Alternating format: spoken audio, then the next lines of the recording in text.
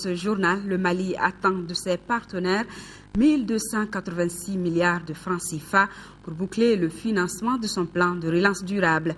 C'est donc un document sur le dit plan qui sera présenté demain aux partenaires de la conférence des donateurs sur le Mali. La réunion Ensemble pour le renouveau du Mali qui s'ouvre demain à Bruxelles enregistrera la présence de 103 délégations. Plusieurs chefs d'État et de gouvernement, dont le président français François Hollande, seront au rendez-vous. Le président de la République par intérim, le professeur Dioncounda Traoré, est sur place depuis hier pour justement prendre part à cette réunion. Voyons quels sont les enjeux de la rencontre avec nos envoyés spéciaux Yaya Konaté et Brahima Koulibaly. Au départ, il y a la France, appuyée dans son initiative par l'Union européenne. Mais à l'arrivée, c'est toute la communauté internationale qui se mobilise encore une fois pour le Mali à l'occasion de la conférence des donateurs de ce 15 mai à Bruxelles.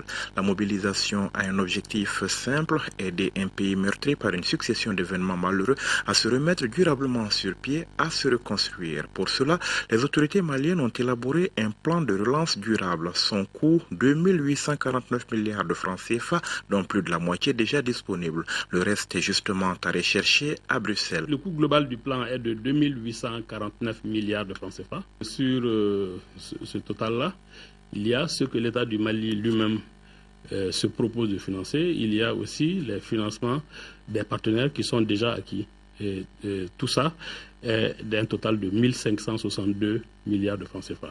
Ça veut dire que la partie du plan qui n'est pas financée et pour laquelle nous allons présenter donc la requête demain aux partenaires est de 1286 milliards de francs CFA. Le plan de relance durable qui sera soumis aux partenaires au développement est un véritable plan Marshall pour le Mali dont l'exécution doit s'étaler sur une période de 2 ans. Nous avons identifié avec eux 12 axes prioritaires qui couvrent donc le Mali dans toutes ses dimensions. Donc, bien sûr, la paix et la sécurité alimentaire, la relance de l'économie, mais aussi les questions de culture, la santé, l'éducation, la promotion de la femme, les questions environnementales. Les autorités maliennes de transition le savent, la communauté internationale attend en retour d'elle le respect d'un certain nombre d'engagements, parmi lesquels la tenue des élections en juillet, la lutte contre la corruption, le dialogue politique. Elles se disent prêtes à tenir ces engagements. Reste à savoir si la générosité de la communauté internationale à Bruxelles sera à la hauteur des attentes. Bamako veut bien y croire, mais la réponse sera ce mercredi 15 mai à l'issue d'une journée qui s'annonce déjà marathon. Et pour le ministre de l'économie, des finances et du budget, la rencontre de Bruxelles est une grande chance pour le Mali car elle permettra de jeter les bases d'une paix durable dans le pays. Tienan Koulibaly l'a dit au micro de Sidiki Dambélé. L'objet de la rencontre, c'est effectivement créer des assises économiques, sociales, solides pour le Mali, pour toujours. Et c'est tout le monde entier qui est invité à cela. Et c'est le monde entier qui a déjà répondu oui. Parce que la conférence de Bruxelles est prévue pour seulement le 15 mai, mais déjà le 18 avril, à Washington, pendant les assemblées de printemps, on a eu une réunion préparatoire là-bas. Tout s'est passé déjà. Et comme si nous étions à la conférence de Bruxelles elle-même, tous les partenaires étaient là et chacun il était allé avec les annonces que chacun dit, d'abord nous soutenons le Mali, nous serons à Bruxelles et nous allons annoncer effectivement notre contribution au développement durable du Mali. Et puis ensuite, ils ajoutent des recommandations qui sont du reste connues et pour lesquelles le gouvernement est déjà engagé. La conférence de Bruxelles est un engagement très fort de la communauté internationale à l'endroit de notre pays. Elle est une grande chance pour le Mali que nous n'avons pas le droit de gaspiller. Le total de nos attentes pour les 2 années est un peu plus de 2800 milliards de francs CFA.